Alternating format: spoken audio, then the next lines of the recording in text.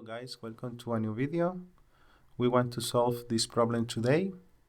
The problem says, a projectile is fired uphill over ground which slopes at an angle alpha to the horizontal.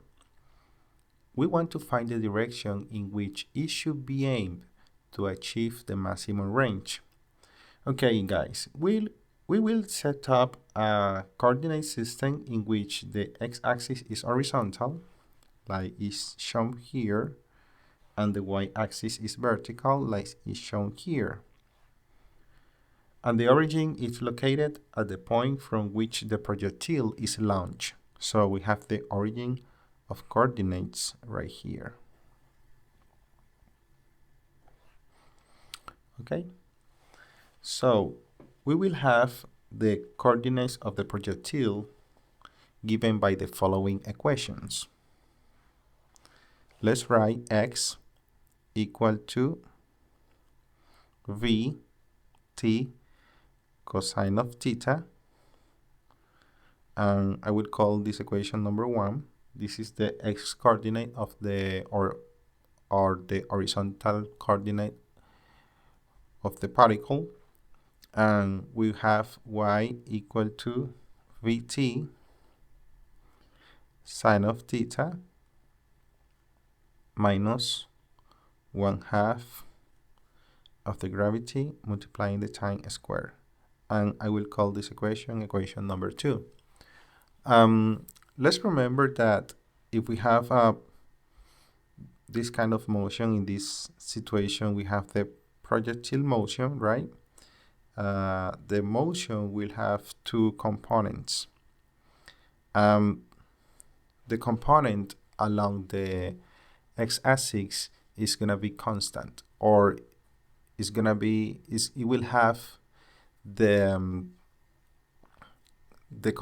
initial component, in this case cosine of theta. About the y component is going to be like a free fall behavior, right? So that's why we have these two equations right here. Here theta is the angle the projectile makes with the horizontal at that instant of launch. So at the instant of launch we have this angle theta.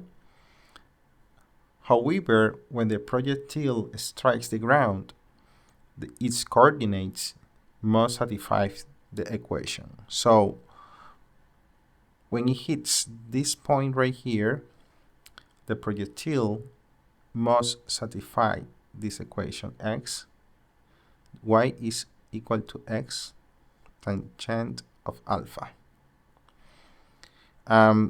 We have this equation because if we make here this triangle, we will have this, give me a second, and we will have this x coordinate right here, and we will have this y component right here, and as we know that tangent of the angle is equal to the opposite, in this case y, opposite side dividing the adjacent side, right? So we have the tangent of alpha is equal to the opposite dividing the adjacent. At this point P, this equation must be satisfied, right? So we will call this equation, I wrote this equation in this page, but let's call this equation number 3. Y is equal to x tangent of alpha. This must be satisfied when the particle strikes on the floor, and let's say when, or the projectile hits the floor. or he's the ground. Okay. Now we will make a substitution of equations 1 and 2 into equation 3. So we substitute equation number 1 and equation number 2 into equation number 3, and we will have something like this. Equations 1 and 2 into equation 3. Then we will have v t sine of theta minus 1/2 of the gravity multiplying the time square is equal to x, but x we know that is vt according to equation 1 cosine of theta. This is going to be multiplying tangent of alpha. Now we can cancel a time t on each term of the equation, so we cancel this t with this t squared with this t, so t is contained on every term of the equation, so we can cancel it. We will move terms on these equations and we will solve this equation for the time t. We will have this term here moving to the left side of the equation, and the term that have the time t on it, we'll move it to the right, and we will have something like v sine of theta minus v cosine of theta tangent of alpha is equal to 1/2 of the gravity multiplying the time square.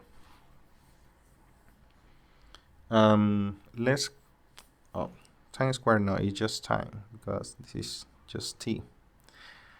Now I send these 2 to the other side of the equation, the same for the gravity, and I will have the 2 is dividing, it's going to be multiplying, it's going to be multiplying the whole term, and the gravity is going to be dividing this term, and this is equal to the time t. Now we take a common factor v here, and we take this common factor out of the parentheses, and we will have the time t is equal to 2v sine of theta minus cosine of theta tangent of alpha. All this is dividing g. I will call this equation equation number 4, and we will do something with this equation later. Now I will substitute equation number 4 into equation number 3, into equation number 1, sorry. And we get x is equal to vt cosine of theta. Okay, we know that this is equation number 1. We will replace equation number 4 that we solved for the time t into equation number 1, and we will have something like this. X is equal to v cosine of theta, but we know, okay, v multiplying the time t, but we found that the time is equal to 2v dividing g multiplying sine of theta minus cosine of theta tangent of alpha. That this whole term that I just wrote is this time, and this is going to be multiplying the cosine of theta, which can be written like x is equal to 2v squared dividing g. I will just multiply this cosine of theta inside of each term into the parentheses, sine of theta, cosine of theta, minus cosine of square of theta, tangent of alpha. Okay, now the range will be a maximum when x is maximum, okay? So let's go back to the illustration of this problem, and we will have something here. This range here is maximum when x is maximum and is obvious. You know, this is obvious. When x is maximum, this range is maximum for obvious reasons, because the range depends of the distant x, basically. So that's a really obvious and straightforward justification to say that when x is maximum, the range is maximum. So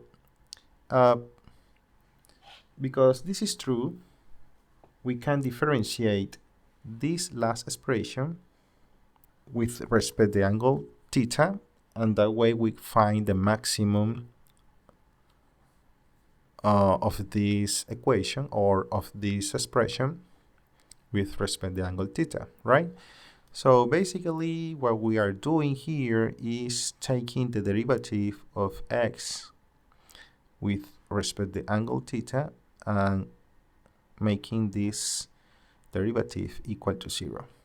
And you know that when you make this kind of operation, you are finding the maximum of the function, okay? In this case, it's going to be the distance x. Okay. To find the condition of maximum range, we are doing this. Let's do that. Let's do the derivative here. So, okay, let's write here that this is the condition. Now we have dx theta is equal to 2v squared dividing g. Okay. We take the derivative of this first expression inside the parentheses. That's the product of two functions that depends on theta. So what we do here is the product rule of derivation, right? So we take the derivative of the first term, would be cosine of theta, multiplying the second term, plus the first term, multiplying the derivative of the second term, and the derivative of sine of theta is minus sine of theta. Okay, and now we take the derivative of this expression right here. It's just the derivative of cosine square of theta. Just we use the chain rule for derivatives. Here what we do is this is minus, right? This sign here. We take the internal derivative would be 2 cosine of theta multiplying the external derivative.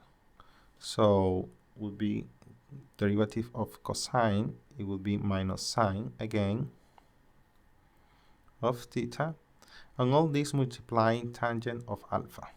Okay?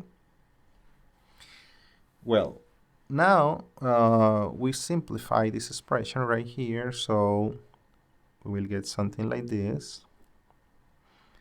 2v squared g. Okay, cosine multiplying cosine is cosine squared of theta. Okay, minus multiplying plus multiplying minus is minus sine squared of theta minus 2 cosine of theta. Okay, minus with minus is plus 2 cosine, of theta, sine of theta, tangent of alpha. Okay, that's what we have so far.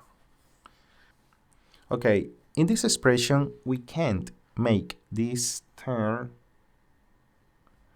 equal to 0. So we can have the 2v squared dividing g cannot be 0. Okay? So if this term cannot be 0, what should be 0? The term inside the parentheses should be 0.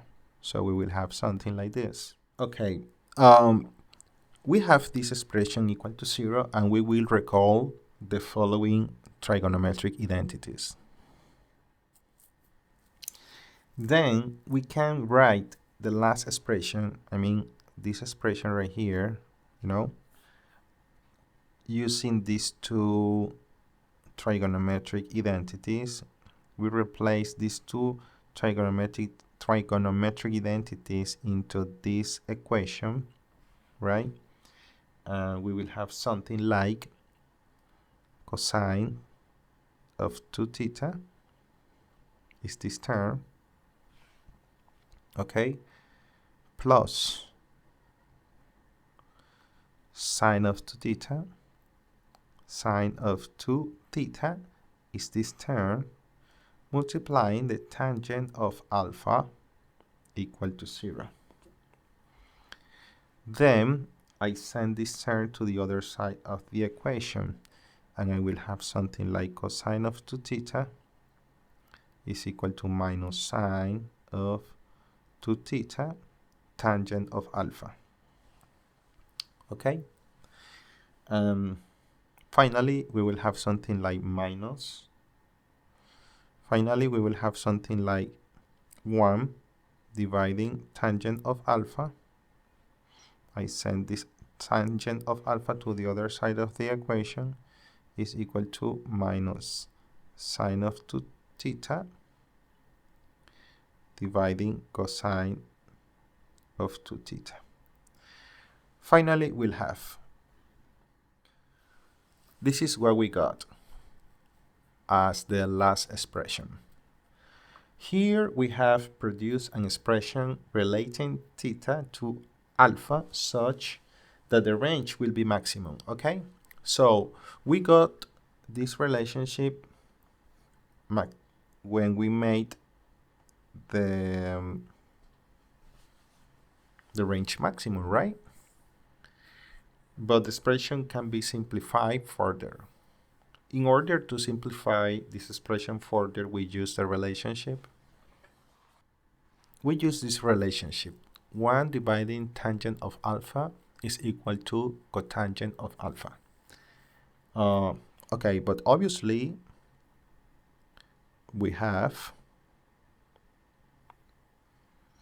minus 1 dividing tangent of alpha, okay? So we can write that minus 1 dividing tangent of alpha is equal to minus cotangent of alpha. We also know the relation, the relationship minus cotangent of x is equal to tangent of x minus p half. Okay, we also know that relationship. So, because we know that relationship is true, that we can write minus cotangent of alpha is equal to tangent of alpha minus p half plus mp, with n an integer, then is true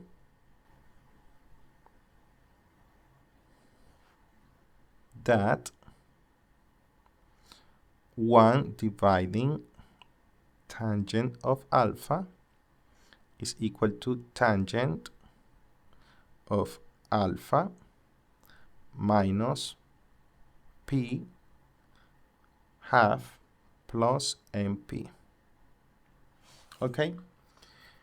Now, because the argument for the tangent is tangent of 2 theta, okay? Here, because this argument is 2 theta, we can make 2 theta equal to alpha minus p half plus MP. All right? Then we will have that theta is equal to alpha half minus p quarters plus MP half. All right? But M must be 1, otherwise theta could not be between the range of 0 to p half. Okay? So n must be 1. Then we will have theta equal to alpha half minus p quarters plus p half. Okay? Then finally we will have that theta is equal to alpha half plus p quarters. And this is the final expression that we are looking for. So in order to get the maximum range when the projectile is launched, the angle theta must satisfy this relationship. Theta equal to alpha half plus p quarters. Remember, n must be 1. That way, theta is going to be in the range between 0 and p half. Okay, guys, thank you for watching this video. Hopefully, you learned something new here. Remember, subscribe to my channel if you want to. I also invite you to share my content with your friends and give me a like. See you in the next video. Bye.